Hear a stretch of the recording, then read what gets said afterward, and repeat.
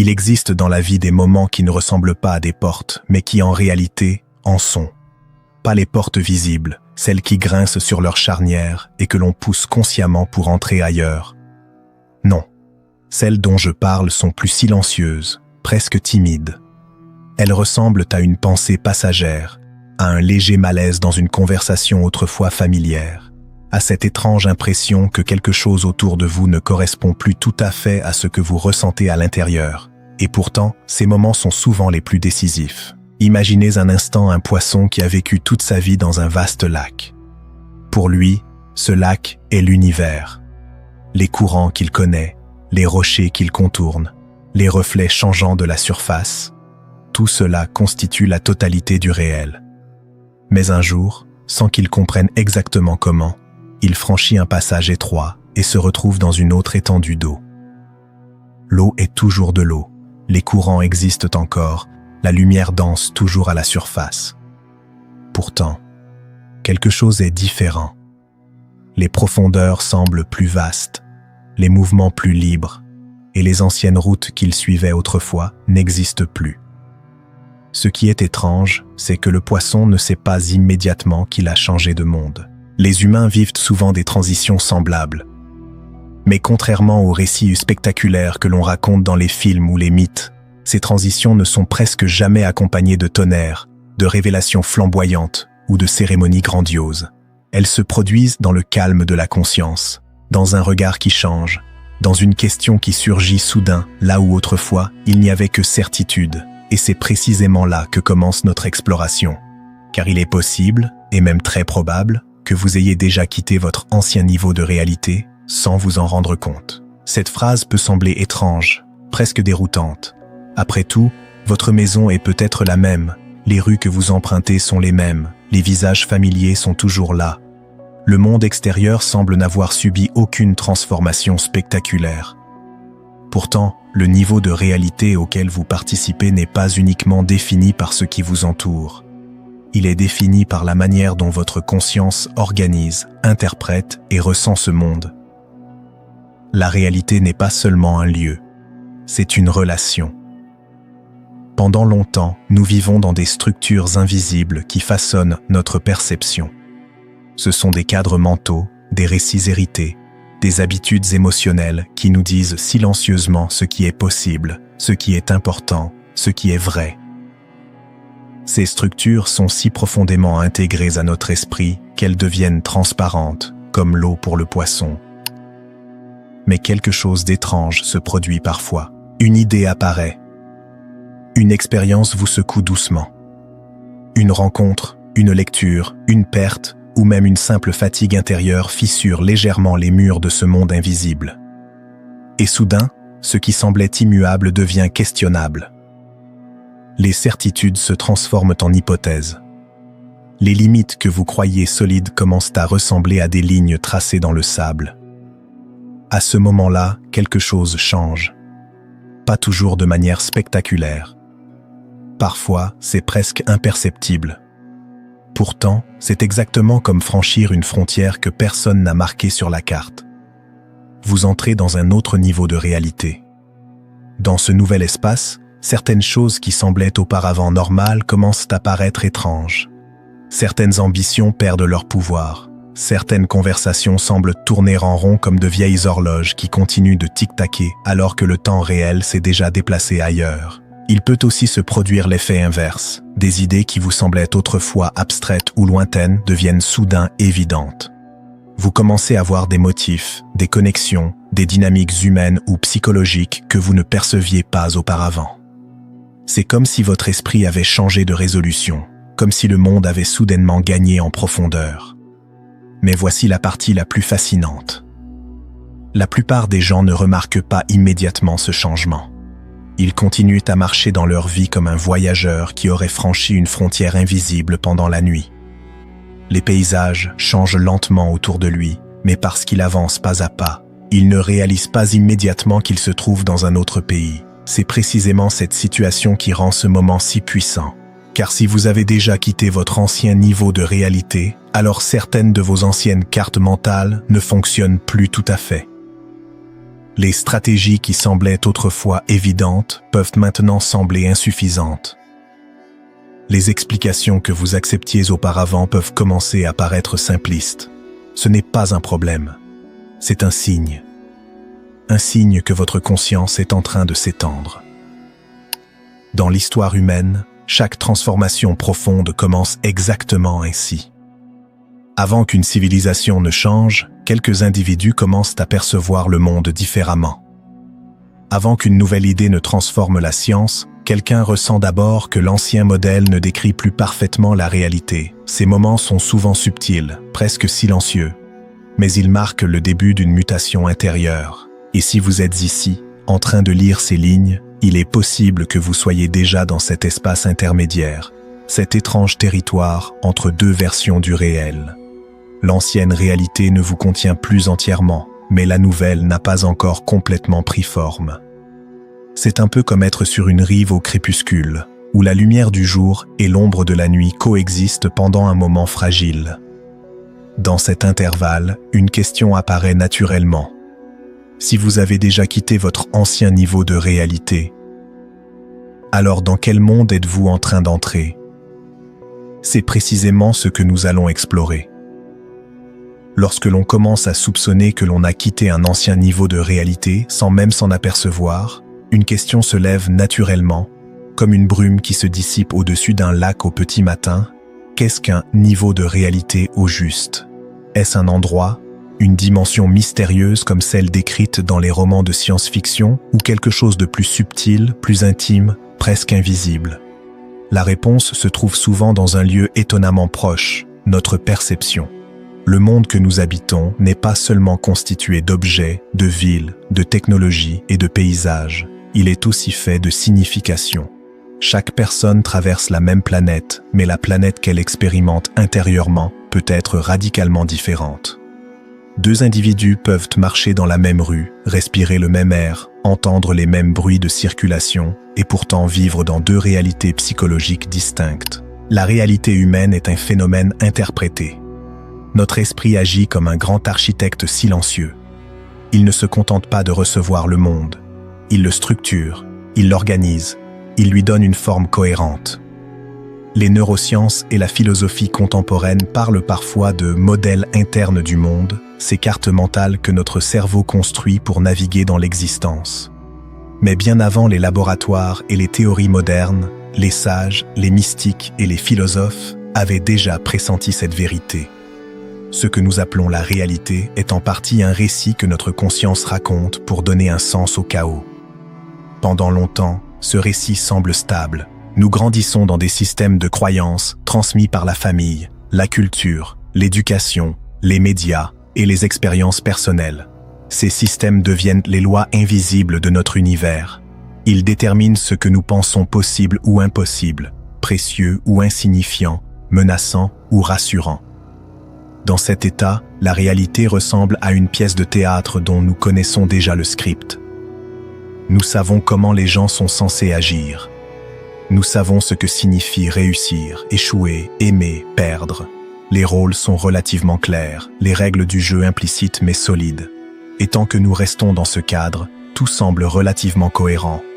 Mais un jour, quelque chose se fissure. Ce n'est pas toujours une catastrophe. Parfois, c'est simplement une accumulation de petites anomalies, comme ces minuscules fissures qui apparaissent sur un miroir ancien avant qu'il ne se brise. Une conversation qui ne fait plus sens. Une ambition qui ne nous excite plus. Une intuition étrange qui murmure que ce que nous avons appris sur la vie n'est peut-être qu'une version partielle de la vérité. À ce moment-là, nous commençons à percevoir l'un des concepts les plus vertigineux de l'existence humaine. Les niveaux de réalité sont liés au niveau de conscience. Changer de niveau de réalité ne signifie pas forcément changer de planète, de ville ou de carrière. Cela signifie souvent changer la structure à travers laquelle nous interprétons tout ce qui se passe. C'est un peu comme passer d'une carte en 2 dimensions à une carte en relief. Les montagnes étaient déjà là, mais elles n'apparaissaient pas auparavant. Les vallées existaient déjà, mais elles étaient invisibles. Dans ce nouvel état, certaines choses deviennent soudain évidentes. On commence à remarquer que beaucoup de conflits humains ne viennent pas seulement des événements eux-mêmes, mais des histoires que les gens racontent à propos de ces événements. On voit que des systèmes entiers de compétition, de peur ou de comparaison sont souvent maintenus par des croyances collectives qui semblent solides, jusqu'au moment où quelqu'un cesse d'y croire. Ce phénomène ressemble étrangement à ce que certains philosophes appellent une illusion consensuelle. Une illusion consensuelle n'est pas un mensonge simple. C'est une structure de croyance partagée par suffisamment de personnes pour sembler absolument réelle. L'argent, par exemple, n'a de valeur que parce que des milliards d'esprits humains participent au même récit collectif. Les frontières, les hiérarchies sociales, les idées de prestige ou de statut fonctionnent souvent de la même manière. Cela ne signifie pas que ces choses sont inutiles ou absurdes, mais cela signifie qu'elles appartiennent à un certain niveau de réalité. Et lorsque la conscience évolue, ces structures commencent à apparaître différemment. C'est comme si l'on passait d'un théâtre où l'on croyait être un personnage à un théâtre où l'on commence à voir les coulisses. Les décors sont toujours là, les dialogues continuent, mais on aperçoit désormais les projecteurs, les mécanismes, les fils invisibles qui soutiennent la scène. Ce moment peut être déstabilisant, car quitter un ancien niveau de réalité signifie aussi perdre certaines illusions confortables. Les réponses simples disparaissent. Les catégories rigides se dissolvent. Le monde devient plus vaste, mais aussi plus ambigu. Pourtant, quelque chose de précieux apparaît en échange. Une nouvelle forme de liberté.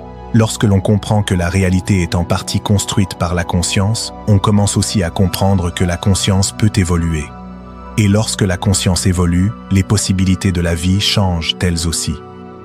C'est pour cette raison que certaines personnes, après un changement intérieur profond, ont l'impression d'habiter un autre monde, même si rien autour d'elles n'a objectivement changé. Les mêmes situations produisent des réactions différentes. Les mêmes obstacles semblent moins intimidants. Les mêmes rêves prennent une nouvelle signification. Ce n'est pas parce que la réalité extérieure s'est transformée d'un coup. C'est parce que l'observateur a changé. Et lorsque l'observateur change, le monde observé commence à révéler de nouvelles couches. On pourrait comparer cela à un astronome qui regarde le ciel avec un télescope plus puissant. Les étoiles qu'il voit existaient déjà depuis des milliards d'années. Pourtant, pour lui, elles apparaissent pour la première fois. C'est exactement ce qui se produit lorsqu'un être humain franchit un seuil intérieur. Il entre dans une réalité qui était toujours là, mais qu'il n'avait jamais perçue auparavant. À partir de ce moment, la vie cesse d'être simplement une série d'événements à subir. Elle devient un espace d'exploration. Une sorte de laboratoire existentiel où la conscience elle-même devient l'instrument principal de découverte. Mais cette transformation ne se produit pas toujours de manière logique ou linéaire. Souvent, elle se manifeste à travers des symboles, des rêves, des histoires et des expériences qui parlent davantage au cœur qu'à l'intellect. C'est pourquoi, depuis des millénaires, les traditions philosophiques et spirituelles utilisent des récits symboliques pour transmettre ces vérités invisibles. Car parfois, une histoire révèle ce que 1000 explications ne peuvent pas exprimer. Et c'est précisément là que notre exploration va nous conduire maintenant. Il est fascinant de constater à quel point l'invisible peut se révéler à travers le visible. Les récits symboliques, ces fables anciennes et contemporaines, ne sont pas de simples contes pour endormir l'esprit. Ce sont des architectures de vérité, des miroirs dans lesquels notre conscience peut se reconnaître et se mesurer à des réalités plus vastes.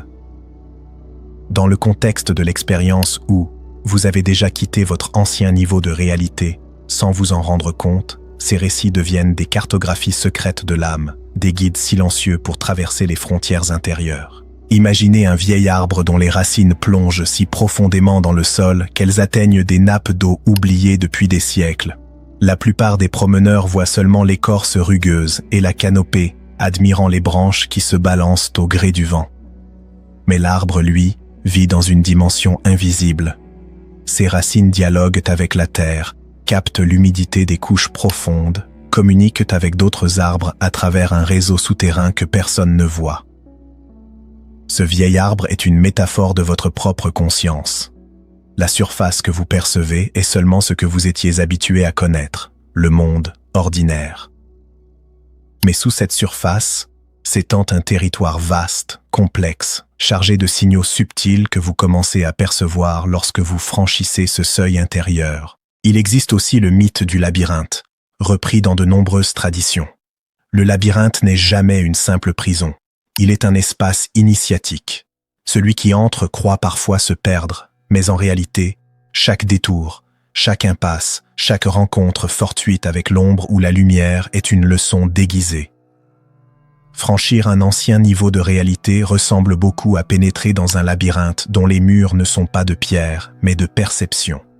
Les chemins que vous avez empruntés jusqu'ici deviennent des repères historiques, et chaque nouvelle bifurcation vous confronte à des aspects de vous-même que vous ignoriez.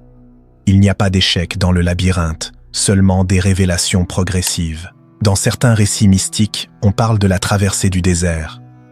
Le désert, dans sa vastitude, symbolise un espace dépouillé, où les anciennes structures et certitudes sont réduites à l'essentiel. On y entre souvent malgré soi, lorsqu'un événement ou une intuition bouleverse les fondations de ce que nous pensions être la réalité. Le désert semble hostile, silencieux, déserté par toute familiarité, et pourtant il offre une clarté que les mondes surpeuplés ne peuvent pas produire. Les étoiles deviennent plus visibles, le vent a un langage, chaque grain de sable devient un enseignant. Franchir un ancien niveau de réalité sans s'en rendre compte peut se ressembler. Vous découvrez que ce que vous teniez pour acquis était en fait un voile qui masquait des vérités plus subtiles et que l'essentiel est souvent dépouillé, nu et paradoxalement plus riche que ce que vous croyiez. Un autre symbole puissant est celui de la rivière qui change de cours. Imaginez un fleuve que vous connaissez depuis toujours, dont chaque méandre vous était familier.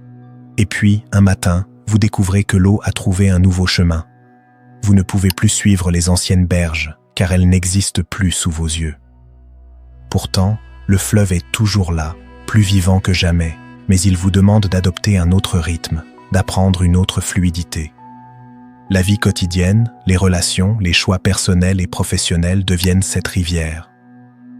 Franchir un seuil invisible, c'est accepter que les anciens modèles ne dirigent plus le flux de votre expérience. Le monde est le même, mais votre navigation exige de nouvelles compétences et une attention renouvelée. Enfin, il y a le mythe de l'alchimiste. L'alchimiste ne cherche pas simplement à transformer le plomb en or, il cherche à transformer la conscience elle-même. Les épreuves, les erreurs, les moments de confusion sont les fours dans lesquels l'alchimie se produit. Chaque transmutation est une métaphore de votre évolution intérieure. Lorsque vous franchissez un ancien niveau de réalité, vous devenez un alchimiste silencieux de votre propre existence. Les situations banales se transforment en expériences de révélation, les relations en miroir et même les pertes en enseignement. La matière brute de votre quotidien peut soudain révéler une profondeur que vous ignoriez, comme si chaque instant contenait des filaments d'éternité tissés dans le tissu du temps. Ces récits symboliques partagent un fil commun. Ils invitent à la patience et à l'attention, à l'émerveillement discret devant ce qui semble trivial. Ils suggèrent que l'invisible ne se manifeste pas par la violence ou le chaos, mais par des signes subtils, des correspondances inattendues, des motifs cachés. Franchir un seuil intérieur sans le savoir n'est pas un accident, c'est la manifestation douce mais persistante d'un appel que votre conscience émet pour évoluer, pour se déployer dans un espace de réalité plus vaste et plus nuancé. Ainsi, chaque symbole devient un guide, chaque fable un miroir. Le labyrinthe vous montre la complexité, le désert vous offre la clarté, la rivière vous enseigne la fluidité, l'arbre vous rappelle les racines profondes de l'existence, et l'alchimiste révèle la possibilité de transmutation intérieure. Tous pointent vers une même vérité subtile. Ce qui semble perdu dans la transition est souvent ce qui ouvre à une perception plus complète et plus riche. La magie de ce passage invisible réside dans le fait que vous êtes déjà en train de le traverser, que vous portez en vous la conscience de ce seuil sans même l'avoir nommé. Lorsque l'on a franchi un seuil intérieur sans s'en apercevoir, la question qui suit naturellement n'est pas « qu'est-ce qui se passe ?», mais « comment vivre ici, maintenant ?» Car il ne s'agit pas simplement de contempler la nouveauté de votre conscience ou de savourer l'étrangeté du monde autour de vous. Il s'agit de laisser cette transformation silencieuse imprégner vos gestes quotidiens, vos relations, vos décisions, vos routines, de manière fluide, sans forcer un changement artificiel. On commence par observer avec une attention renouvelée. Les anciennes routines restent, mais elles ne sont plus des chaînes invisibles. Une tâche banale peut devenir un terrain d'apprentissage subtil. Faire la vaisselle, marcher dans la rue, préparer un repas, même ces gestes anodins peuvent devenir des occasions de présence consciente, d'expérimenter le flux de la réalité comme un organisme vivant et réactif. Vous découvrez que la vie ne se réduit pas aux objectifs explicites, mais s'étend en un champ d'observation et de créativité, où le monde entier devient un partenaire silencieux dans votre exploration intérieure. Les relations humaines changent également. Lorsque vous ne vivez plus dans le même niveau de réalité que votre ancien moi, certaines conversations semblent plus profondes, d'autres deviennent superficielles. Cela ne signifie pas couper les liens, mais reconnaître la qualité de l'interaction. Vous commencez à percevoir ce qui nourrit votre esprit et ce qui le contraint. Les conflits qui paraissaient insurmontables peuvent maintenant être abordés avec un détachement tranquille, car vous comprenez que chacun opère selon ses propres structures de réalité. Il existe une sagesse dans cette perception. Vous n'avez plus besoin de convaincre le monde de votre vision, mais simplement de naviguer dans l'espace qu'il vous offre avec conscience et honnêteté. Une autre transformation subtile concerne le temps. Le passé et le futur deviennent moins des chaînes de cause à effet et plus des espaces de référence. L'ancienne ligne narrative de votre vie n'a pas disparu, mais elle est désormais perçue comme une histoire que vous pouvez relire, réinterpréter et utiliser pour guider vos choix présents. Les moments futurs, au lieu de vous inquiéter ou de vous obséder, deviennent des invitations à explorer des potentialités. Vous commencez à reconnaître la plasticité de la réalité. Votre conscience n'est pas seulement le produit des événements passés, elle est également une force qui façonne le futur, parfois de manière subtile, souvent imperceptible, mais toujours réelle. Le corps devient un outil précieux dans cette nouvelle réalité. La conscience étendue ne se limite pas à l'esprit, elle s'incarne dans le rythme du souffle, la posture, le mouvement, l'attention aux sensations. Bouger, marcher, respirer consciemment devient un acte de dialogue avec l'environnement. Les tensions, la fatigue, les émotions refoulées ne sont plus des ennemis à supprimer, mais des signaux que votre corps envoie pour révéler des dimensions de votre expérience intérieure qui nécessitent reconnaissance. Chaque sensation, chaque fluctuation devient une donnée à intégrer plutôt qu'à fuir, un moyen de rester enraciné dans cette réalité nouvelle, tout en l'explorant avec curiosité. L'attention aux signes subtils du monde extérieur prend également une dimension pratique. Vous remarquez que certaines opportunités surgissent lorsque votre esprit est clair et ouvert. Les synchronicités, ces coïncidences chargées de sens, deviennent des points de repère dans la navigation de votre existence. Vous ne cherchez plus à tout contrôler, vous apprenez à percevoir et à réagir avec fluidité. Les décisions importantes ne sont plus toujours rationnelles au sens conventionnel, mais elles deviennent des ajustements fins, harmonieux, avec le rythme de votre conscience élargie et celui du monde qui l'entoure. La créativité, autrefois fragmentée par la peur ou l'auto-jugement, trouve un espace nouveau pour s'épanouir. Les idées, les solutions, les intuitions ne surgissent pas uniquement sous forme de planification consciente, mais parfois comme des éclats inattendus, des visions fugitives dans le flux quotidien. Comprendre que vous avez changé de niveau de réalité permet de reconnaître ces éclats pour ce qu'ils sont, des guides symboliques et concrets pour orienter vos actions. La vie devient un laboratoire de perception et de création, où chaque acte est à la fois pratique et existentiel. Enfin, l'intégration pratique passe par l'acceptation d'un certain paradoxe. Vous êtes à la fois dans le monde que vous connaissez et dans un espace plus vaste que vous commencez seulement à comprendre. Cela signifie embrasser la fluidité, accepter l'incertitude et trouver un équilibre entre présence et ouverture. Le monde ne vous contraint plus, il dialogue avec vous. Vous observez, vous participez et vous permettez à cette conscience étendue de transformer la matière ordinaire de la vie quotidienne en un espace d'expansion. Cette transformation silencieuse, à la fois concrète et subtile, est la véritable signature du passage vers un niveau de réalité supérieur. Elle n'a pas besoin de signes spectaculaires ou d'éclats dramatiques. Elle s'incarne dans le rythme tranquille de votre quotidien, dans la manière dont vous réagissez aux événements, dans la manière dont vous écoutez, respirez, observez et créez. La pratique de cette conscience élargie est douce, mais constante. Elle n'impose rien et pourtant, elle change tout.